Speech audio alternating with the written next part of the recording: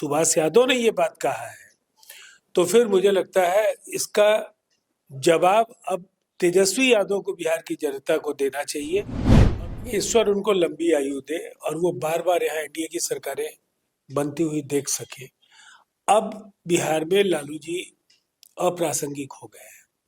बिहार की राजनीति में लालू जी और तेजस्वी यादव जैसे राजनेताओं को अब जनता घास नहीं डालने जा रही है। देखिए, हम लोगों ने जंगल राज कहा तो ये एक पॉलिटिकल बयान हो सकता है, ये पटना हाईकोर्ट ने कहा है।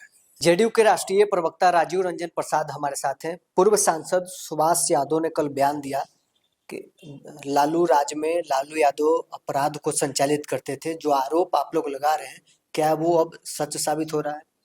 देखिए, ये आरोप तो पहले भी सच थे और बिहार की जनता का जो दर्द है, उनके रोंगटे खड़े हो जाते हैं उस दौर को आज भी याद करके।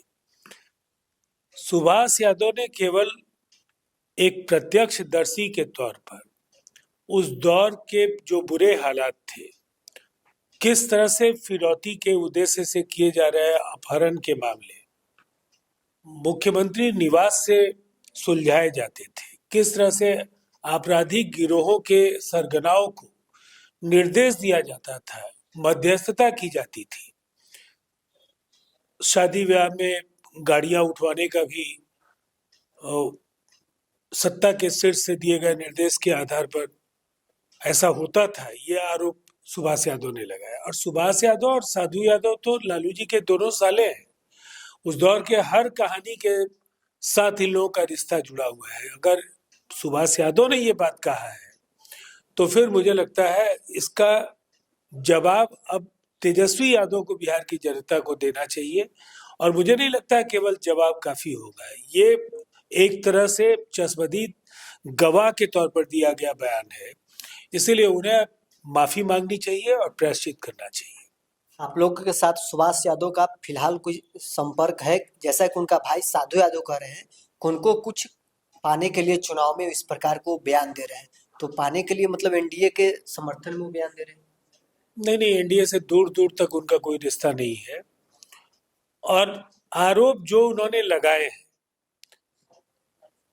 आरोपों पर अगर कोई सफाई आरजेडी की है तो ये तेजस्वी यादव को बताना चाहिए, स्वयं लालू जी को बताना चाहिए। उस दौर में जो 15 वर्षों का जो ये कालखंड है, जो बिहार की जनता के साथ गड़बड़ियां हुई, जो बेईमानी हुई, जिस तरह से वो उद्योगपतियों का पलायन हुआ, बुद्धिजीवियों का पलायन हुआ, गांव गांव से लोग भाग रहे थे, जो बदहाली थी उस दौर में, लोमहर्षक नरसंहारों का दौर था, हालात बहुत बुरे थे। अब जितना कुछ भी डैमेज कंट्रोल करने की कोशिश आरजेडी का कोई नेता करे, लेकिन ये सीधा सवाल लालू परिवार से है, तो उन्हें जवाब देना चाहिए। तो इसमें लालू परिवार को ही जवाब देना चाहिए। निसंदेह ये आरोप उनके खिलाफ है और उनको ही जवाब देना चाहिए। लालू यादव ने कल ये भी बयान दिया है कि हमारे रहते बीजेपी कैसे बिहार में सरकार बना लेगी। ईश्वर उनको लंबी आयु दे और वो बार बार यहाँ एनडीए की सरकारें बनती हुई देख सके। अब बिहार में लालू जी अप्रासंगिक हो गए हैं। बिहार की राजनीति में लालू जी और तेजस्वी यादव जैसे राजनेताओं को अब जनता घास नहीं डालने जा रही है और इसकी वजह बिल्कुल साफ है। बिहार का पूरा विमर्श बदला है। जिस तरह से विकास परक एजेंडे को लेकर के नीतीश कुमार जी ने जाति, धर्म, संप्रदाय और जो यहाँ परस्पर समूहों के बीच तनाव बढ़ाकर उसका लाभ लेने की कोशिशें पूर्व में होती थी, उससे इतर केवल लोगों को कैसे खुशहाल जीवन मिले, कैसे बिहार एक विकसित राज्य बनने की राह पर आगे बढ़े, ये संकल्प और ये परिकल्पना उनकी थी और उससे ये इतना बड़ा बदलाव संभव हो पाया। और जनता कहीं से भी इस बदलाव की ओर तेजी से बढ़ रहे बिहार को डाइवर्ट होते हुए देखना नहीं चाहती है, उससे विचलन उसे स्वीकार्य नहीं है। इसलिए यहाँ गुंजाइश नहीं है आरजेडी या तेजस्वी यादव के लिए। आप लोग जंगल राज की बात करते हैं, उनके सरकार के दौरान हुए घटनाएं की बात करते हैं, लेकिन तेजस्वी यादव लगातार नीतीश कुमार पर अटैक कर रहे हैं कि बिहार में क्राइम का ग्राफ लगातार बढ़ता जा रहा है।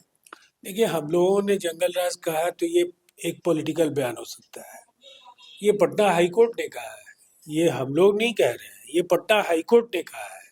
और जहां तक आज के कानून व्यवस्था का सवाल है, एनसीआरबी के आंकड़ों को हम लोगों ने बार बार कहा है कि प्रति लाख आबादी का पैमाना तय करके जरा खंगाल लीजिए। देश के जो सर्वश्रेष्ठ कानून व्यवस्था के राज्य हैं उसमें से बिहार एक राज्य